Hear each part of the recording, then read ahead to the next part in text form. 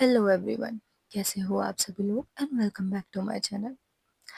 Guys, आप लोगों ने तो प्रीवियस पार्ट में देखा ही होगा। अनाया उस जंगल से बाहर आ जाती है एंड वो स्ट्रेंजर अनाया को होटल के पास छोड़ के वो भी चले जाता है।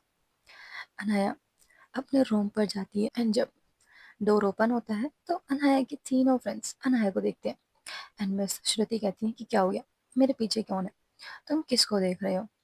एंड तभी खुशी कहती है कि मैम अनाया आ गई। एंड तभी अनाया भी अंदर आती है। अनाया की मैम अनाया को होल्ड करती है एंड उनसे पूछती है, अनाया इतनी रात को तुम गई कहाँ थी और ये तुमने अपना हाल क्या बना रखा है। लेकिन अनाया कुछ भी नहीं बोलती है। एंड मिस श्रुति अनाया के तीनों दोस्त को कहती है, तुम तीनों अपने अपने रूम पर जाओ, मैं तुम लोगों से कल बात करूंगी, और अनाया तुम यहाँ पर बैठो। अनाया कुछ नहीं बोलती। अनाया चुपचाप जाती है एंड अपने बेड पर बैठ जाती है एंड ये तीनों भी अपने अपने रूम पर चले जाती हैं। मिस श्रुति अनाया की मैम अनाया के पास आती है, अनाया को बोलती है, अनाया मैंने तुमसे कुछ पूछा था, क्या तुम मुझे जवाब दोगी या नहीं दोगी। तो अनाया बहुत धीरे से आवाज में कहती है कि मैम मुझे आपसे अभी बात नहीं करनी, मैं बहुत थकी हुई हूँ, मैं थोड़ी देर रेस्ट लेने के बाद ही आपको सब बता पाऊंगी। एंड मिस श्रुति अनाया का ये जवाब सुन के ना उनको और गुस्सा आ जाता है। मिस अनाया की मैम अनाया को कहती है कि तुम सुनो, मैंने तुम्हारी हर बात सुनी है। अनाया, या तो तुम अभी मेरे को बताओ कि तुम गई कहाँ थी, वरना मैं तुम्हारे डैड को कॉल लगा रही हूँ। तो अनाया बहुत ज़्यादा गुस्से में कहती है कि अच्छा ठीक है सुनिए, मैं तो सिर्फ सारा को ढूंढने गई थी, मुझे नहीं पता कि मैं कब और कैसे इस जंगल में चली गई। एंड तभी मिस श्रुति सारा का नाम सुन के ना पहले थोड़ा शॉक हो जाती है। एंड तभी मिस श्रुति कहती है कि नहीं, सारा ठीक है और वो अपने रूम पर है, तुम्हारे तुम्हारे जाने के बाद वो आई गई थी। एंड तभी अनाया कहती है कि मैम वो ठीक तो है ना, उसे कुछ हुआ तो नहीं। एंड तभी अनाया की मैम कहती है कि नहीं, उसे कुछ भी नहीं हुआ, और तुम देखो, तुम सारा के चक्कर में तुम अपना क्या हुलिया बना लिया है। अनाया कुछ नहीं कहती है।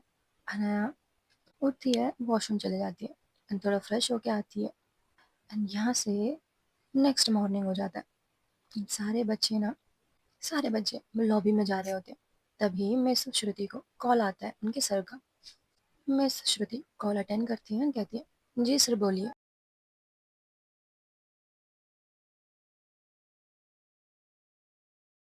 एंड वो सर कहते हैं मिस श्रुति आप ही लेट हो, सारे सारे टीचर्स एंड स्टूडेंट्स आ चुके हैं। एंड मिस श्रुति कहती है कि ओके सर, मैं 5 मिनट में आपको लॉबी में मिलती हूँ। मिस श्रुति वो ऑलरेडी रेडी हो चुके थे, लेकिन अनाया तो भाई साहब सो रही होती है बहुत ज़्यादा गहरी नींद में।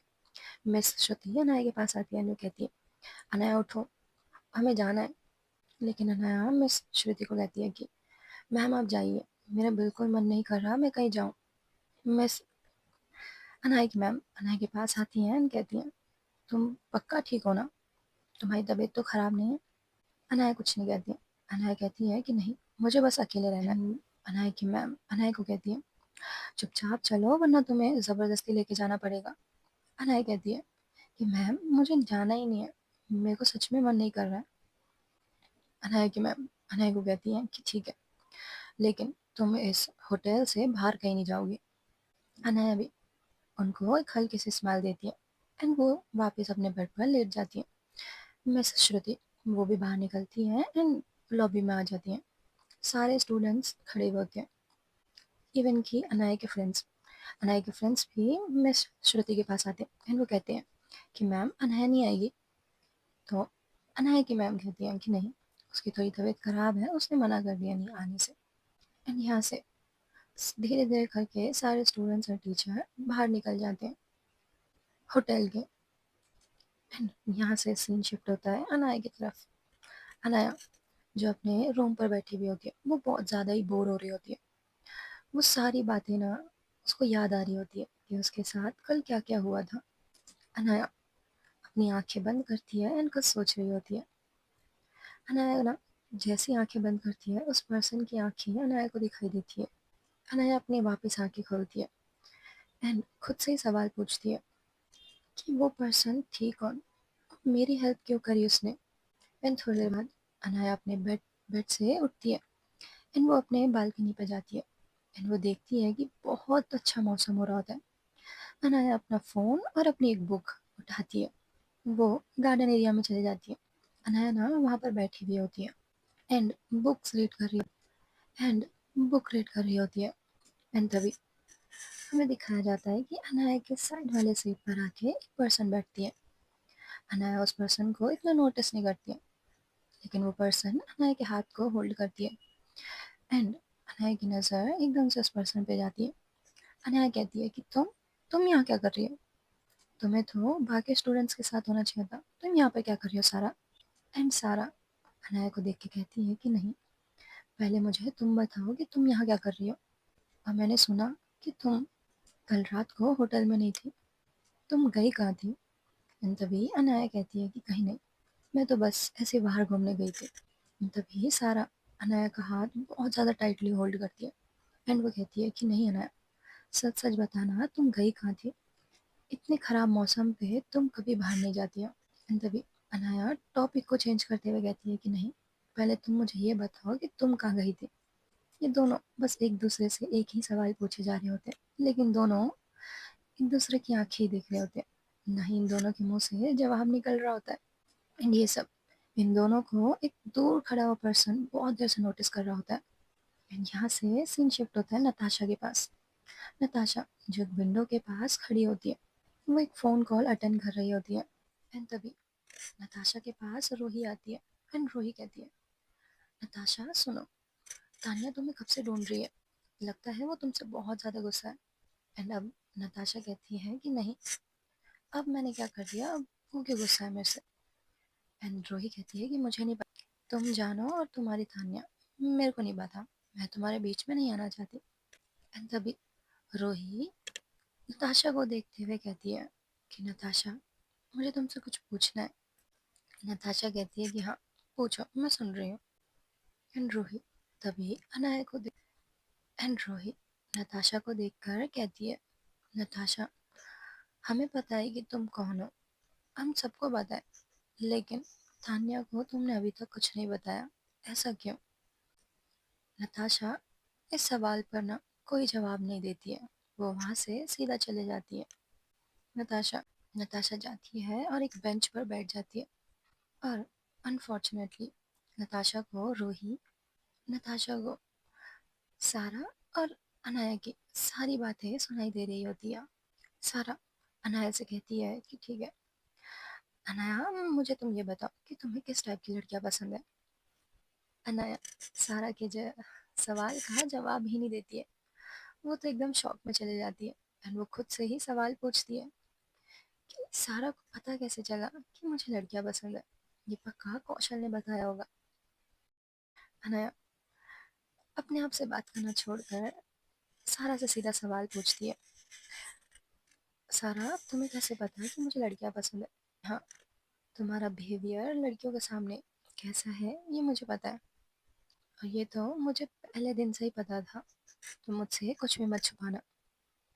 अब ये सारी बातें सुनने के बाद अनाया को तो और दिमाग घूम जाता है, वो और शौक में चले जाती है कि सारा को पता चल गया। एंड अनाया सारा से कुछ बोले उससे पहले ही सारा कहती है कि अच्छा, तुमने मेरे सवाल का जवाब नहीं दिया, तुम्हें किस टाइप की लड़कियां पसंद है? अनाया 2 मिनट शांत रहती है एंड वो सारा की आंखों में बहुत प्यार से देखती है। एंड अनाया अपने मन में ही कहती है कि वाह, मेरे से ही सवाल पूछ के खुद मेरा जवाब बन के बैठी हो तुम, और मैं कैसे तुम्हारे सवालों का जवाब दूँ सारा, तुम ही तो मेरे सारे सवालों का जवाब हो। अनाया सारा के सवालों का जवाब देती ही है, वो वहाँ से उठती है एंड अपना बुक लेती है और चले जाती है। वो पीछे मुड़ कर कहती है कि नहीं। अनाया जाते जाते कहती है बहुत लाउडली कि सारा, मुझे अगर कोई लड़की पसंद आएगी भी ना फ्यूचर में, तो मैं चाहती हूँ वो लड़की एक प्रोफेसर हो। सारा उठ के कहती है कि अच्छा, और कौन सी प्रोफेसर तुमसे प्यार करेगी? तो अनाया कहती है कि नहीं, मुझे नहीं पता मुझसे कोई प्यार करेगी या नहीं करेगी, लेकिन मेरा दिल कहता है कि मुझे एक ना एक बार एक प्रोफेसर को डेट करना ही है। एंड वो वहाँ से हंस के चले जाती है।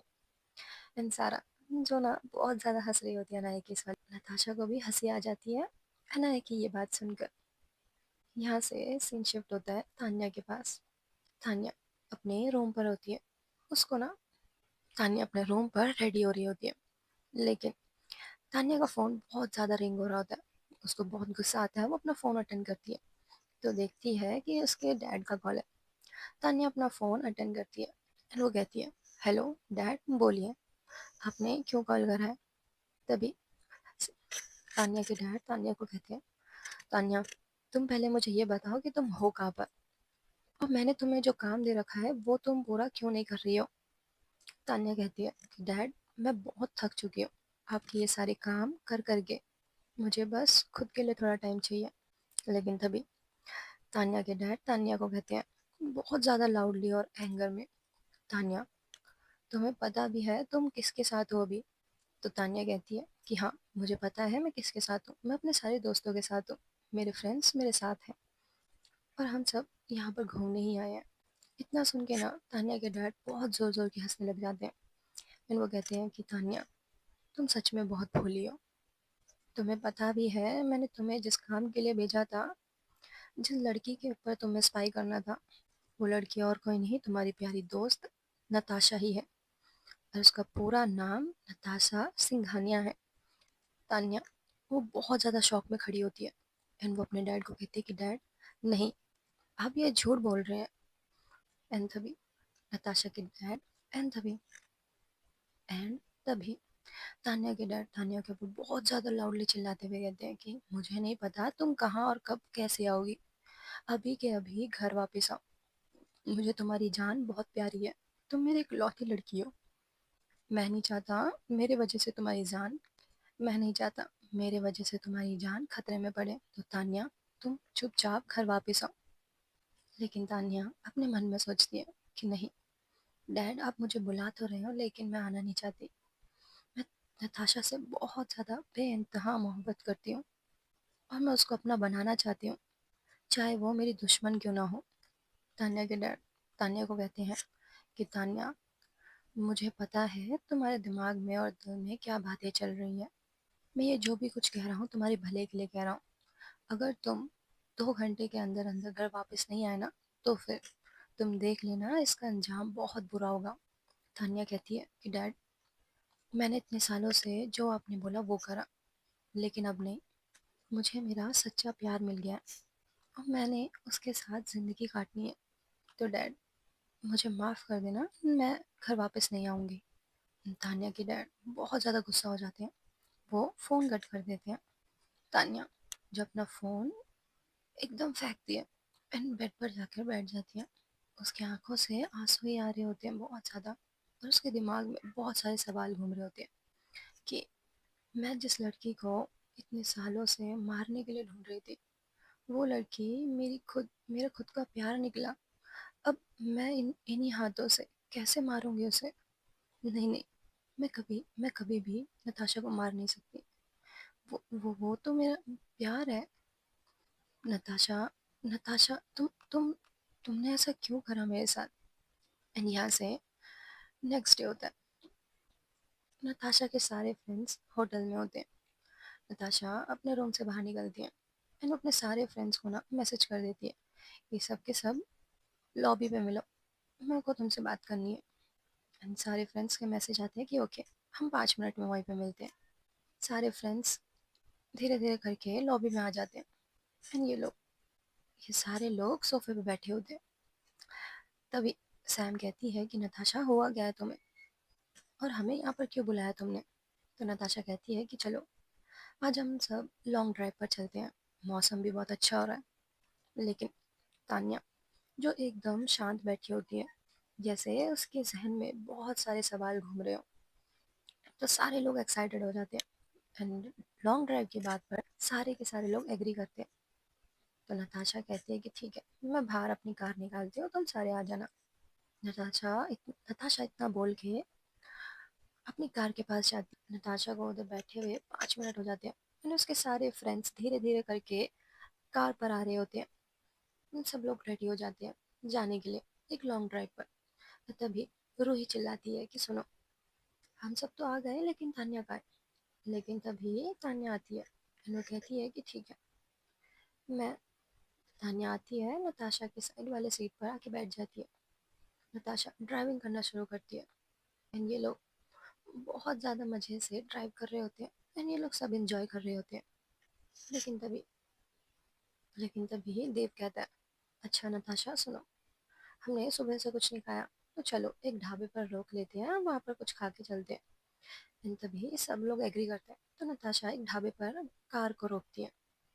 एंड तभी हमें दिखाया जाता है कि सारे लोग कार से उतर जाते हैं सिवाय तान्या और नताशा के। तान्या का ऐसा फेस देख कर ना तो नताशा पूछती है, तान्या तुम्हें हुआ क्या है? और सुबह से तुमने मुझसे बात नहीं करी हूँ, कुछ हुआ है क्या?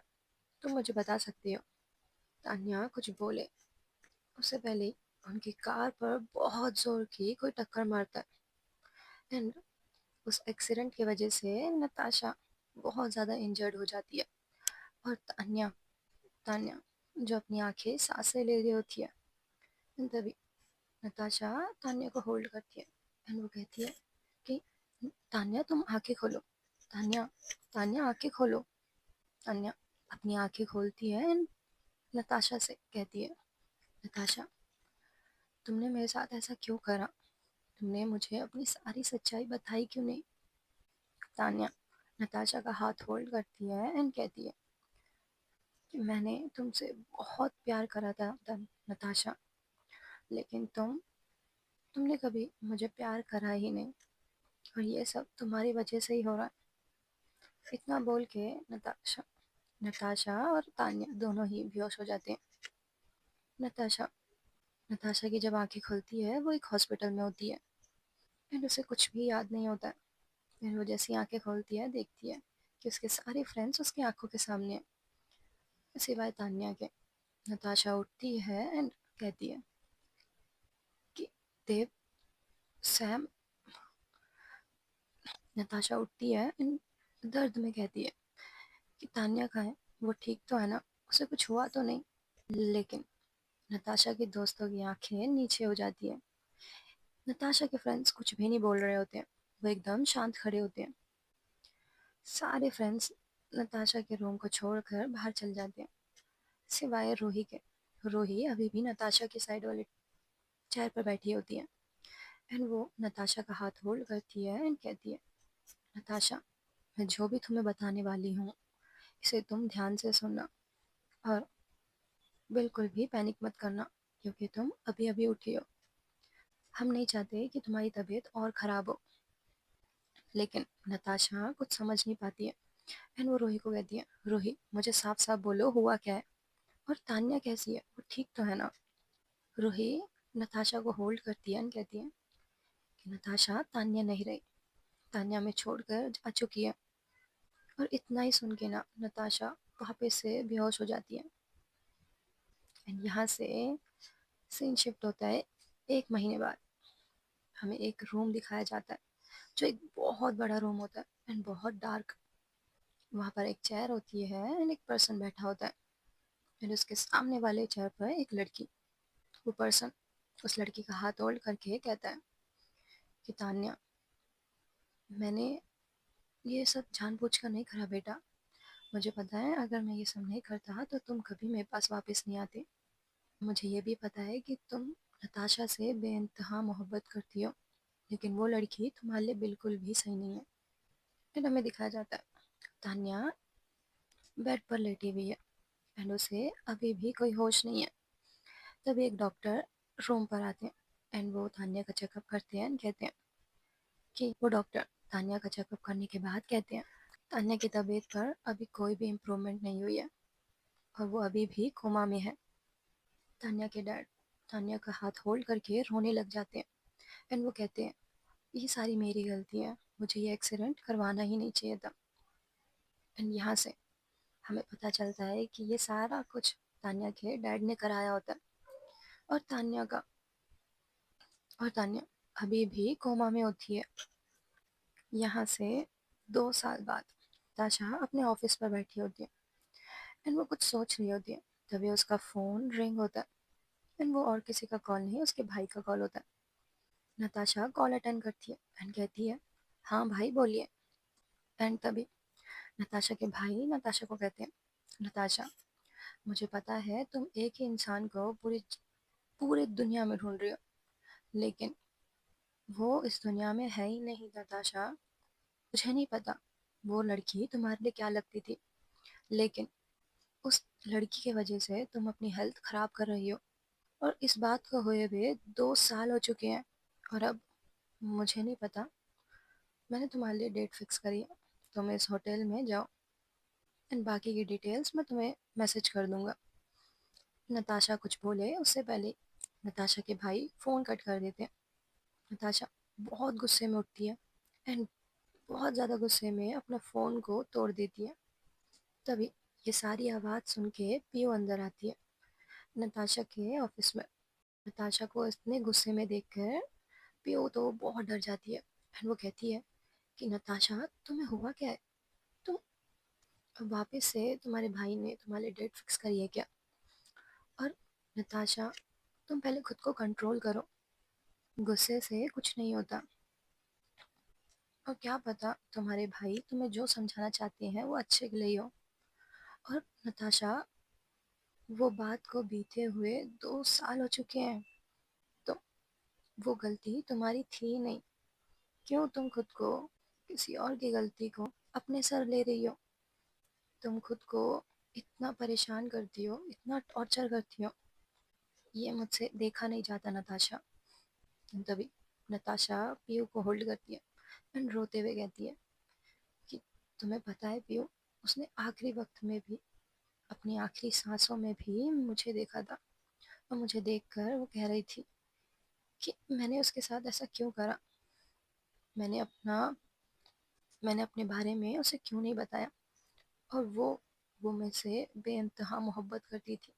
और लेकिन और मैं मुझे तो प्यार के बारे में कुछ पता ही नहीं है, प्यार होता कैसे है? नताशा पियो को होल्ड करके बहुत रोती है एंड वो अपनी टूटी हुई आवाज़ में न पियो को कहती है कि पियो, ये सारी गलती मेरी थी, मेरे को लॉन्ग ड्राइव पर जाना ही नहीं चाहिए था और मुझे वो कार पार्क ही नहीं करनी चाहिए थी। मेरी गलती है सारी, तान्या की जान मेरी वजह से गई है, मैं उसकी कसूरवार हूँ। नताशा जो अपने आप को ही गुस्से में थप्पड़ मार रही होती है, लेकिन पियो नताशा के हाथ को होल्ड करती है एंड उसको बहुत ज़्यादा जोर के चिल्लाती है कि नताशा तुम खुद को देखो, तुमने उस लड़की की वजह से खुद की हालत बिगाड़ ली है। और नताशा, तुम्हें उस लड़की के बारे में सब कुछ पता है, लेकिन फिर भी तुमने उसको कुछ भी नहीं बताया। और अब तो तुम्हें उस लड़की के बारे में सब कुछ पता है, वो क्यों तुम्हारे साथ इतने सालों से थी, वो वो तुम्हें ही मारने आई थी। एंड तभी ये बातें सुन के नताशा थोड़ी देर के लिए शांत होती है एंड वो कहती है कि हाँ, मुझे पता है तानिया मुझे ही मारने आई थी, लेकिन उसे क्या पता था वो मुझसे प्यार कर बैठेगी। नताशा बहुत टूटी हुई आवाज़ में कहती है कि पियो, मैंने अपने हाथों से किसी की जान ली है, मैं जीना डिजर्व नहीं करती, मुझे तो मर जाना ही चाहिए था उसी दिन। और ये सब सुन के ना पियो नताशा के गाल पर बहुत तेज चांटा मारती है। पियो बहुत ज़्यादा लाउडली चिल्लाते हुए कहती है कि नताशा, बहुत हो गया तुम्हारा ये ड्रामा, तुम्हारे वजह से तुम्हारे फैमिली मेम्बर्स कितना परेशान होते हैं पता है तुम्हें? कम से कम खुद के लिए नहीं तो अपनी फैमिली के लिए तो करो, उनकी बात सुनो, वो तुमसे क्या कहना चाहते हैं। नताशा, मुझे पता है तुम कभी क्या फील कर रही हो, लेकिन क्या पता तुम्हारी फैमिली तुम्हारे लिए बहुत अच्छा सोच रही हो, तो प्लीज़ इस बार इस डेट को रिजेक्ट मत करना। एंड वो इतना बोल के वहाँ से चले जाती है। नताशा जो अपने सोफे पे बैठती है, नताशा भी कुछ सोच रही होती है एंड यहाँ से सीन शिफ्ट होता है एक रेस्टोरेंट में।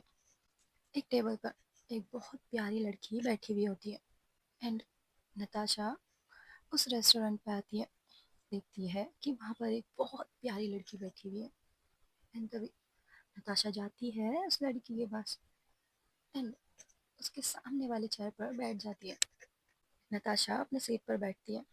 वो लड़की नताशा को देखकर हेलो कहती है एंड वो लड़की बात करना शुरू करती है नताशा से वो इतना ज़्यादा बात कर रही होती है कि नताशा का सर दर्द और बढ़ जाता है।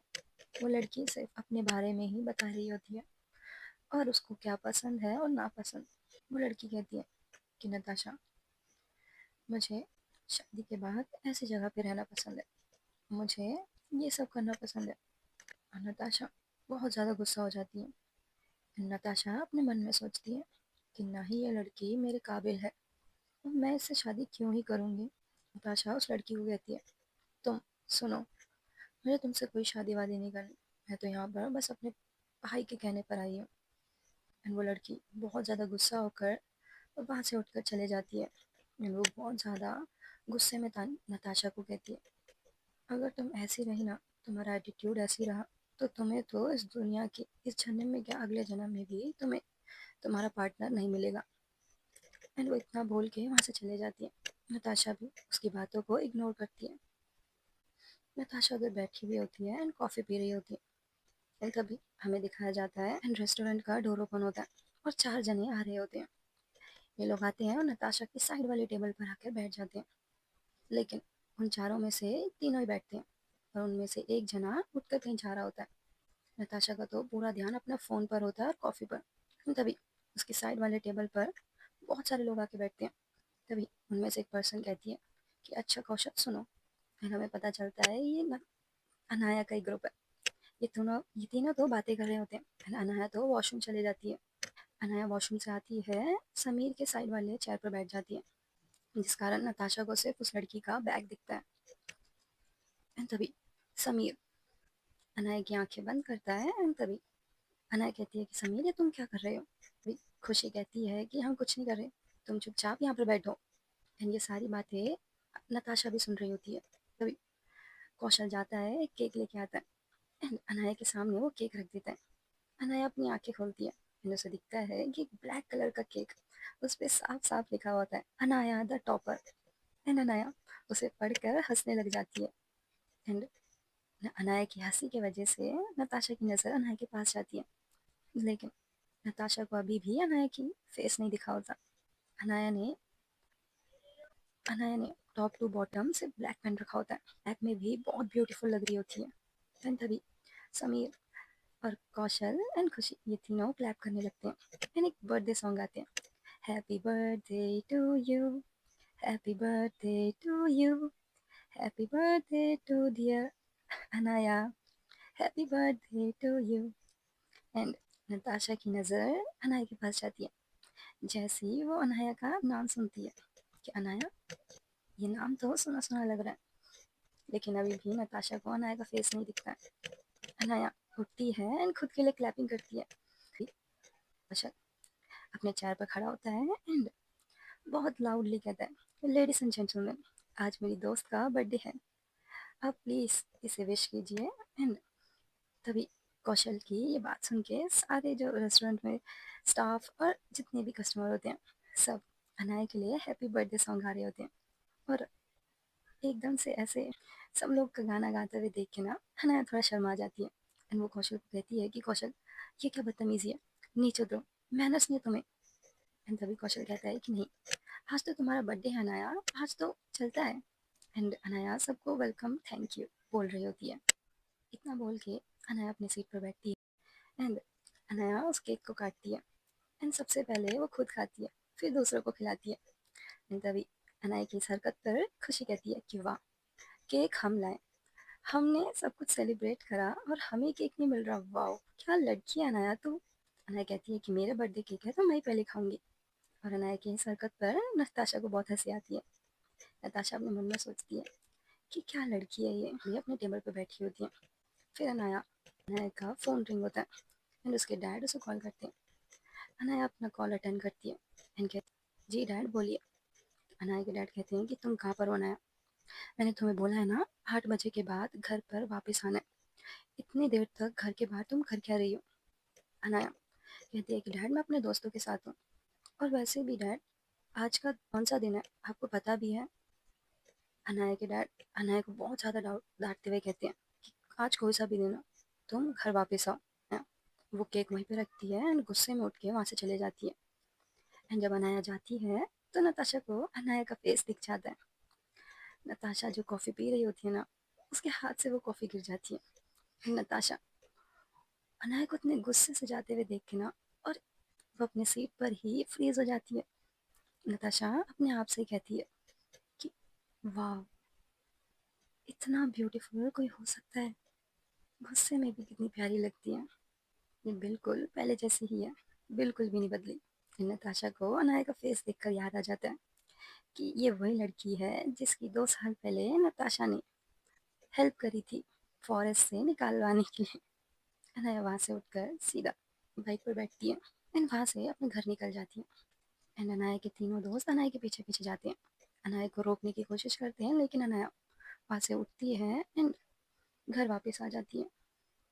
एंड यहाँ से सीन शिफ्ट होता है नताशा के ऑफिस पर। नताशा पियो को बुलाती है। पियो को कहती है कि मुझे एक लड़की की इन्फॉर्मेशन चाहिए, मैंने तुम्हें मैसेज कर दिया बाकी की डिटेल, मुझे इस लड़की के बारे में सब कुछ जानना है, सब कुछ।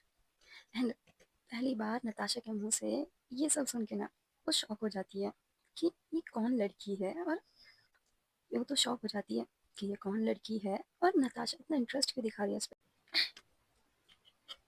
नताशा के इतना कहते ही पियो जाती है और उस लड़की के बारे में, लड़की ने अनाया के बारे में सारी इन्फॉर्मेशन निकाल लेती है एंड उसे एक फाइल में नताशा के पास भिजवा देती है। एंड इन्फॉर्मेशन कलेक्ट करने में नताशा को, सॉरी, पियो को 3 से 4 दिन हो चुके होते हैं। पियो 3 से 4 दिन के बाद ऑफिस आती है, नताशा के ऑफिस जाती है। नताशा को कहती है कि ये लो, तुमने फाइल मंगाई थी। नताशा कहती है कि ठीक है, इसे टेबल पर रख के चले जाओ। नताशा को, नताशा ये वही फाइल है जिस लड़की की तुमने इन्फॉर्मेशन मांगी थी। नताशा अपने चेयर से खड़ी होती है एंड पियो के हाथ से वो फाइल लेने जाती है, लेकिन पियो नताशा को कहते कि ऐसे तो नहीं दूंगी मैं ये फाइल, पहले मुझे बताओ कि तुमने इस लड़की की फाइल क्यों मंगवाई है। वैसे तो कभी भी तुम किसी के बारे में इन्फॉर्मेशन नहीं निकलवाती, लेकिन इस लड़की के बारे में क्यों। तब वो टीज करते हुए कहती है कि अभी तो नहीं मिलेगी ये फाइल, पहले मेरे सवालों का जवाब दो। नताशा कहती है कि जाओ, मेरे पास इतना टाइम नहीं है कि मैं तुम्हारे फालतू फालतू क्वेश्चंस के आंसर दूँ। क्यों कहती है नहीं नहीं, पहले मुझे बताओ कि इस लड़की से तुम्हें प्यार तो नहीं हो गया। नताशा कहती है कि नहीं नहीं, ऐसे कुछ भी नहीं है जैसे तुम सोच रही हो। पियो कहती है कि, नताशा कहती है, पियो कहती है अच्छा, तो फिर क्या है? मुझे अच्छे से समझाओ, मेरे पास बहुत टाइम है। नताशा पियो को कहती है कि मैं तुम्हें इधर काम करने के पैसे देती हूँ, ना कि मेरे से बात करने के, तो जाओ अपना काम खत्म करो। पियो वो फाइल नताशा के हाथ में दे के वहाँ से चले जाती है। नताशा उस फाइल को पढ़ती है एंड उसमें अनाया के बारे में सब कुछ लिखा होता है। एंड ये सब कुछ हुए ना 2 हफ्ते हो जाते हैं एंड नताशा का बिहेवियर में बहुत ज़्यादा चेंजेस होते हैं। एंड ये सारे के सारे चेंजेस पियो नोटिस कर रही होती है, पियो नोट कर रही होती है। एंड तभी नताशा कहती है कि पियो सुनो, मुझे पियो सुनो, मुझे तुमसे काम है। इस कॉलेज में देखो, अगर किसी प्रोफेसर के सीट वेकेंट है तो मेरे को बताना। एंड तभी पियो कहती है कि क्यों, तुम्हें प्रोफेसर बनना है, अब ये कौन सा नया भूत सवार हो गया तुम्हारे सर पे। पियो अपनी बात ख़त्म करती नहीं है, नताशा तभी बोलती है कि नहीं, मुझसे और अब नहीं होगा ये सारा काम, मेरे जगह भाई है तो सही, भाई संभाल लेंगे सारा। पियो नताशा को कहती है कि नताशा एकदम से ऐसा क्यों, एकदम से तुम्हें प्रोफेसर क्यों बनना है। नताशा पियो को लाउडली कहती है मैंने जितना बोला है उतना करो। पियो भी नताशा की बात सुन के वहाँ से चले जाती है। पियो का कॉल 2 घंटे बाद आता है नताशा को। नताशा मीटिंग में होती है। पियो पियो नताशा को मैसेज करती है, नताशा जिस कॉलेज में तुम बोल रही हो वहाँ पर ऑलरेडी बहुत सारे प्रोफेसर हैं सिवाय मैथ्स के, अगर तुम्हें मैथ्स के प्रोफेसर बनना है तो ठीक है, बनना तो रहने दो। कुछ देर बाद नताशा वो मैसेज रीड करती है एंड बिना कुछ सोचे नताशा पियो को मैसेज करती है कि ठीक है, अप्लाई कर दो और मेरा नाम चेंज कर देना, कुछ भी, लेकिन नताशा मत रखना, ओके, और सरनेम भी हटा देना। इतना बोल के नताशा अपने काम पर वापस लग जाती है। गाइस ये फ्लैशबैक चल रहा है प्लीज़ प्लीज़ कंफ्यूज मत होना, ओके। सो यहाँ से कुछ टाइम पास होता है। तो गाइस ये स्टोरी यहीं पे एंड होती है and okay bye, take care. Guys ऐसा क्या हुआ कि नताशा अनाया को देख के इतना ज़्यादा ऑब्सेस्ड हो गई है कि उसे अपनी जॉब तक छोड़नी पड़ रही है। क्या पता हमारी नताशा को अनाया से प्यार हो गया। क्या पता अनाया का क्या रिएक्शन होगा जब उसे पता चलेगा कि 2 साल पहले उसे उस फॉरेस्ट में से जिस लड़की ने बचाया था वो उसकी हस्बैंड है। वो तो हमें नेक्स्ट पार्ट में ही पता चलेगा। तो okay bye, take care, love you all, good night. अपना अपना ध्यान रखना गाइस, बाय।